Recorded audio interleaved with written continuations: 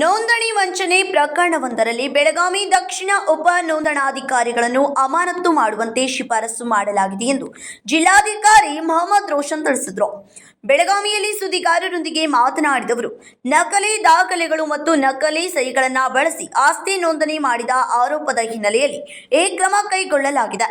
2026 April 24ರಂದು ಅಂಕಲ್ಗಿ ಗ್ರಾಮದಲ್ಲಿರುವ 9 ಎಕರೆ 33 ಗುಂಟೆ ಜಮೀನನ್ನು 39 ವರ್ಷಗಳ ಹಿಂದೆ ಮೃತಪಟ್ಟಿದ್ದರೆಂದು ಹೇಳಲಾಗಿರುವ ವ್ಯಕ್ತಿಯ ಹೆಸರಿನಲ್ಲಿ ನೋಂದಣಿ ಮಾಡಿದ್ದರು. ಇದೇ ಮೃತ ವ್ಯಕ್ತಿಗೆ ಸಂಬಂಧಿಸಿದ ಮತ್ತೊಂದು ಸಮಾನ ಪ್ರಕರಣವನ್ನು ಈ ಹಿಂದೆ ನ್ಯಾಯಾಲಯದ ಸೂಚನೆ ಬಳಿಕ ರದ್ದುಪಡಿಸಲಾಗಿತ್ತು.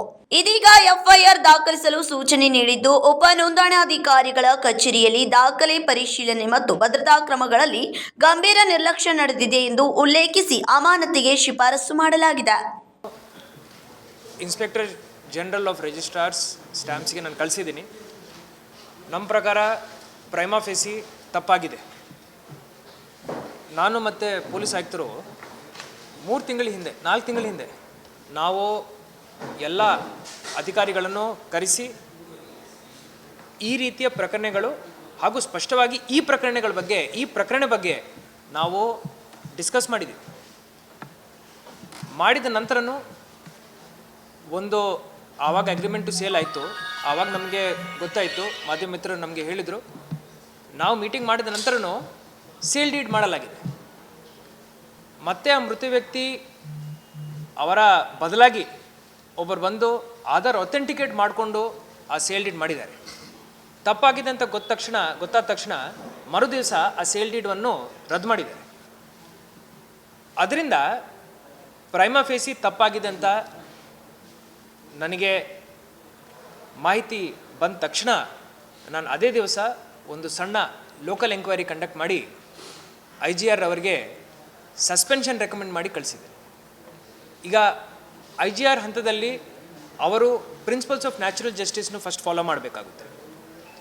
ಅವರು ಒಂದೇ ಶಾರ್ಟಲ್ಲಿ ಅವರು ಸಸ್ಪೆಂಡ್ ಮಾಡಿಬಿಟ್ಟಿದ್ದಾರೆ ಅಂದರೆ ಮತ್ತೆ ಆ ಪ್ರಕರಣ ಏನಿದೆ ಅದಕ್ಕೆ ವೇಟೇಜ್ ಸಿಗಲ್ಲ.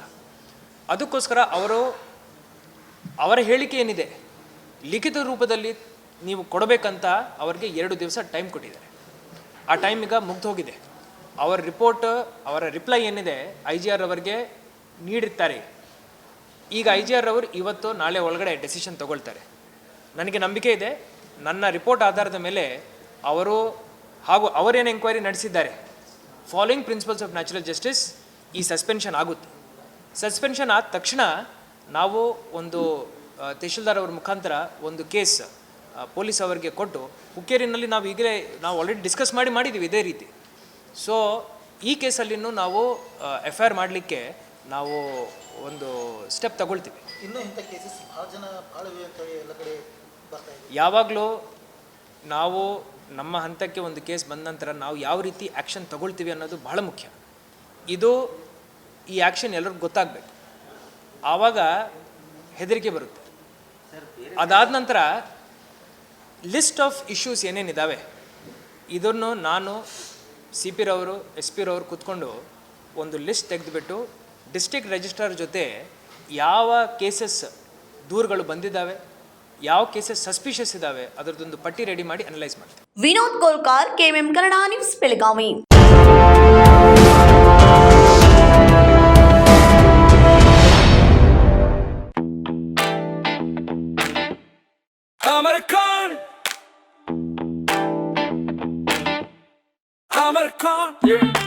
अमरकॉन कलेक्शन में आओ, नई वैरायटी यहाँ पाओ, सबके लिए कपड़े हैं खास, अमरकॉन में खुशियाँ हैं पास, अमरकॉन। अमरकॉन कलेक्शन, खड़े बाजार, बेलगाम।